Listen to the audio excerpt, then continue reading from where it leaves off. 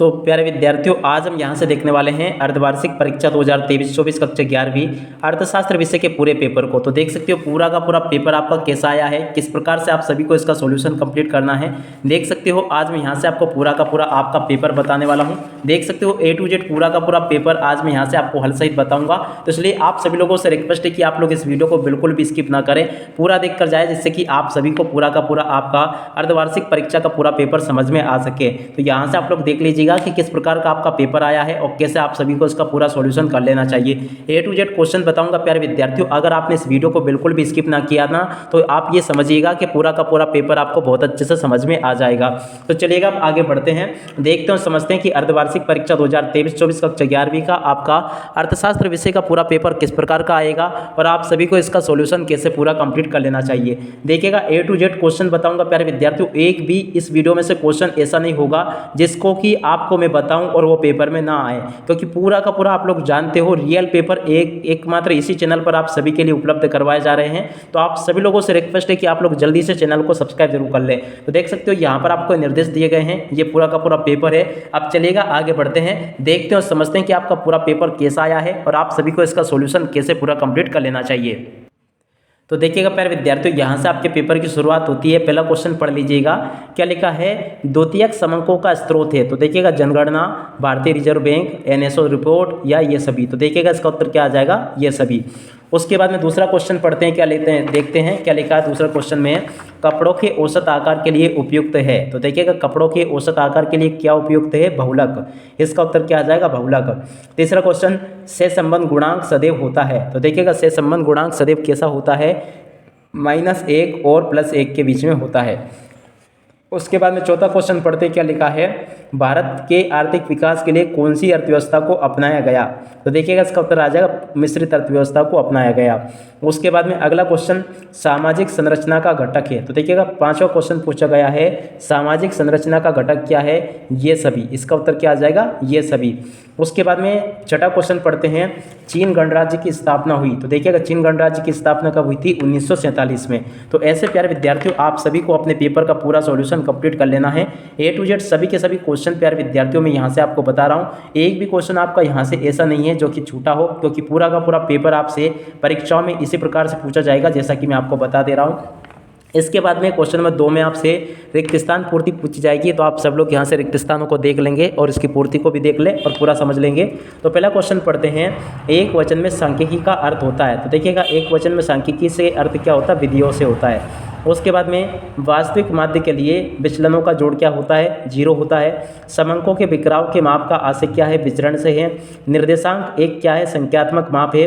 British शासन से पूर्व भारत की अर्थव्यवस्था आत्मनिर्भर थी। इस जगह पर आपको क्या लिख लेना, आत्मनिर्भर थी। उसके बाद में ये छठा क्वेश्चन, अल्प बेरोजगार को अदृश्य बेरोजगार का ही एक भाग कहा जा सकता है। उसके बाद में छठा सातवां क्वेश्चन, चीन में अधिक आयु वाली जनसंख्या तेजी से बढ़ रही है। यहाँ पे क्या लिख लेना, अधिक आयु वाली जनसंख्या तेजी से कौन से देश में बढ़ रही है, चीन में। उसके बाद में हम आगे बढ़ते हैं, अगले क्वेश्चन को देखते हैं, क्वेश्चन नंबर 3 को, जिसमें कि आपसे जोड़ी पूछी जाएगी। तो देखिएगा जोड़ी का मिलान प्यारे विद्यार्थियों आपको कैसे पूरा कंप्लीट कर लेना चाहिए। चलिएगा अब आगे बढ़ते हैं और समझते हैं कि कैसे आप सभी को जोड़ी का मिलान पूरा कंप्लीट कर लेना है। पहला क्वेश्चन पढ़ते हैं, सांख्यिकी गणना का विज्ञान है। तो देखिएगा परिभाषा किसकी है, बावले की है। उसके बाद में निर्देशन रीति इसकी जोड़ी मिल जाएगी, कम खर्चीली होती है ये। प्रमाप विचलन इसकी जोड़ी मिल जाएगी कार्ल पियर्सन से। प्राथमिक क्षेत्र की जोड़ी मिल जाएगी कृषि से। उसके बाद में आधारभूत ढांचे की जोड़ी मिल जाएगी सेवा से। और पाकिस्तान में आर्थिक सुधार इसकी जोड़ी मिल जाएगी 1988 से। तो ऐसे प्यारे विद्यार्थियों आप सभी लोग इसको देख लें और पूरा का पूरा हल तैयार कर लें, जैसा कि मैंने आपको बताया है। अब इसके बाद में इधर आ जाते हैं कि कौन कौन से क्वेश्चन और आपसे पेपर में पूछे जा रहे हैं। A to Z पूरा का पूरा पेपर बताऊंगा प्यारे विद्यार्थियों। अगर आपने इस वीडियो को पूरा देख लिया ना, तो आप ये समझिए कि एक भी क्वेश्चन आपका इसमें से बाहर नहीं जाएगा। तो देखिएगा इस क्वेश्चन लिखा है, यहाँ से देख लें आप सभी लोग। प्रश्न नंबर 4, एक शब्द या एक वाक्य में उत्तर दीजिए। तो पहला क्वेश्चन, समंक कितने प्रकार के होते हैं। तो देखिएगा समंक होते हैं 2 प्रकार के। अगला क्वेश्चन, माध्यिका का सूत्र बताइए। तो देखिएगा प्यारे विद्यार्थियों माध्यिका का सूत्र क्या होता है, यहाँ से आप सभी लोग देख लेंगे और इसको पूरा का पूरा समझ लेंगे। A to Z क्वेश्चन बताऊंगा प्यारे विद्यार्थियों। देख सकते हो पूरा का पूरा पेपर हमारे पास में ये आ चुका है। एक भी क्वेश्चन आपका नहीं छूटेगा। अगर आपने इस पूरे पेपर को देख लिया ना, तो एक भी क्वेश्चन आपका ऐसा नहीं होगा जो कि पेपर में से बाहर गया हो। तो इसलिए आप सब लोग इस वीडियो को बिल्कुल भी स्किप ना करें, पूरा देखकर जाएं, जिससे कि आप सबको पूरा पेपर अच्छे से समझ में आ सके। तो देखिएगा इसका सूत्र, माध्यिका का सूत्र क्या होगा, M is equal to L1 और प्लस L2 बटे और L2 माइनस L1 और बटे में आपको लिखना है ना, ये इस तरह से इसका सूत्र होगा। ये परिमाप विचलन गुणांक का सूत्र बताइए, तो ये परिमाप विचलन गुणांक का सूत्र लिखा है। छठा क्वेश्चन, चौथा क्वेश्चन, यदि दो चरों में से संबंध 0.95 है तो इसका अर्थ होगा, तो देखिएगा इसका अर्थ क्या होगा, ये धनात्मक होगा। यहाँ से आप लोग इस प्रकार से इसको देख ले पूरा का पूरा और समझ भी ले इसको। उसके बाद में हम आगे बढ़ते हैं, अगले क्वेश्चन को देखते हैं। तो देखिएगा जीडीपी का पूरा नाम लिखिए। जीडीपी का पूरा नाम क्या, सकल घरेलू उत्पाद। क्या नाम है इसका पूरा, सकल घरेलू उत्पाद, यहाँ से आपको लिख लेना है। इसके बाद में छठा क्वेश्चन, व्यापार का क्या अर्थ है। तो देखिएगा व्यापार का क्या अर्थ होता है, देखिएगा व्यापार का अर्थ होता है विशिष्टीकरण। क्या लिख लेना यहाँ से, विशिष्टीकरण व्यापार का अर्थ होता है।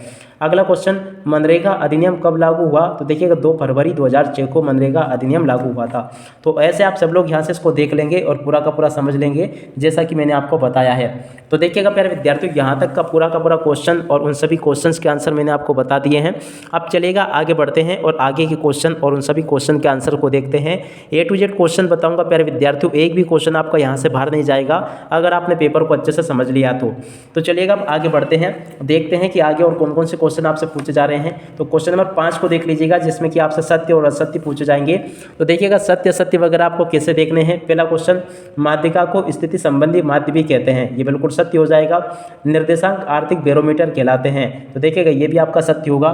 उसके बाद में अगला क्वेश्चन, आर्थिक सुधार 1993 में लागू किए गए थे, ये बिल्कुल असत्य हो जाएगा। बढ़ती कीमतें अर्थव्यवस्था पर प्रतिकूल प्रभाव डालती है, ये भी आपका सत्य होगा। पोषण से आशय व्यक्ति को पर्याप्त आहार प्राप्त होने से होता है, ये भी सत्य होगा। आर्थिक विकास एक अल्पकालीन प्रक्रिया है, देखिएगा ये आपका क्या हो जाएगा, असत्य होगा। तो ऐसे आप सभी लोगों को क्या करना है कि यहाँ तक के जो क्वेश्चंस मैंने बताए ना, इन सभी क्वेश्चन के आंसर आप लोग कंप्लीट कर ले और इनको अच्छे से याद कर ले, क्योंकि आपके पेपर में सारे के सारे यही क्वेश्चंस पूछे जाएंगे जो कि मैं आपको यहाँ से बता दे रहा हूँ। इसके बाद में क्वेश्चन नंबर 6 को देख लें, जिसमें कि लिखा है एडम स्मिथ को अर्थशास्त्र का जनक क्यों कहा जाता है। तो यहाँ से आप लोग प्यारे विद्यार्थी इस क्वेश्चन का याद कर लेंगे। रेलवे में जनसांख्यिकी का महत्व बताइए। द्वितीयक समक से क्या से है, वर्गीकरण की रीतियाँ कौन कौन सी है, संचयी बारंबारता का वक्र कौन सा है, सारणी के 2 महत्व बताइए। उसके बाद में कुछ और क्वेश्चंस देखते हैं जो कि आपसे पूछे जाएंगे।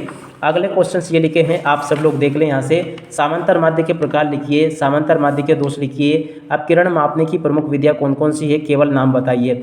औपनिवेशिक काल में भारतीय संपत्ति के निष्कासन की आप क्या समझते हैं, अर्थव्यवस्था से आप क्या समझते हैं, सापेक्ष गरीबी से क्या से है।